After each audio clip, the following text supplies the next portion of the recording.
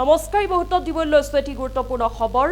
বঙাইগাঁও জিলাৰ সৃজনকাম শিক্ষা খণ্ডৰ অন্তৰ্গত পাৰেৰছৰ নৱজ্যোতি ME মাদ্ৰাছাৰ মাটি দখলত নামি পৰিছে এতিয়া মাদ্ৰাছাৰ চকীদাৰজন অভিযোগ মতে পাৰেৰছৰ নৱজ্যোতি ME মাদ্ৰাছাখন অৰুণোদয় ME স্কুলৰ লগত সংলগ্ন কৰি দিয়ে তাৰ পিছতে মাদ্ৰাছাৰ চকীদাৰ খাজা মাইন উদ্দিনে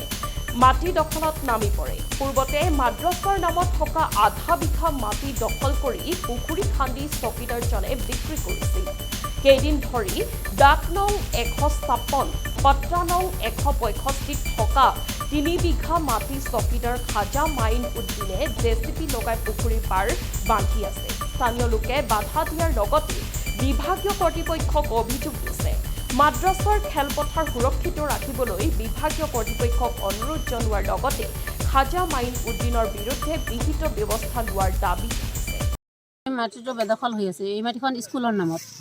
স্কুলৰ নামত দিহেনা চাকৰি লৈছে চাকৰি দৰমহা পাই আছে দৰমহা খাই আছে এবাৰ মাটিখিনিও বেদখল কৰি খাই আছে চৰকাৰক আহ্বান জনাওঁ যে এইখিনি মাটি যাতে অটুট থাকে ৰাইজৰ কাৰণে ৰাইজৰ ফিল্ড ৰাইজৰ থাকিব চৰকাৰৰ মাটি চৰকাৰী যেতিয়া যিটো কামত খটাব হস্পিটেল হোক কি হোক কিবা লাগে তাত খটাব কিন্তু ৰাইজক যে তাই যে এমপ্লয় হৈ চাকৰিও কৰি আছে এইখিনি মাটিও খাই থাকে সেইখিনি আমাৰ মতে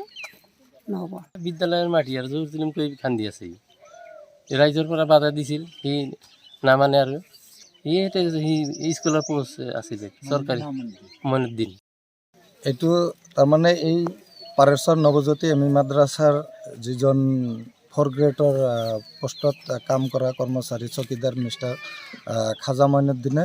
এখেতে 1989 চনৰ পৰা এখেতৰ দেউতাকে এই বিদ্যালয়ৰ নামত ইয়াতে 3 বিঘা মাটি এই বিদ্যালয়ৰ নামত ডনেট কৰিছিল তাৰ নামজাৰি হৈছে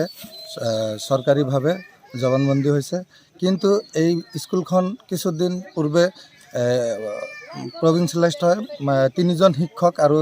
তেখেতৰ চকীদাৰৰ চাকৰিটো হয় আৰু ইয়াত ষ্টুডেণ্ট কম হোৱাৰ কাৰণে চৰকাৰে পাৰেশ্বৰ অৰুণোদয় ME স্কুলৰ লগত এমেলগেশ্যন কৰাৰ পিছত তেখেতে এতিয়া ব্যক্তিগতভাৱে এই মাটিখিনি মানে বেদখল কৰাৰ কাৰণে পৰিকল্পনা লৈ JCB লগাই এই গোটেই ফিল্ডৰ চাইডেদি JCB লগাই খান্দি পুখুৰীৰ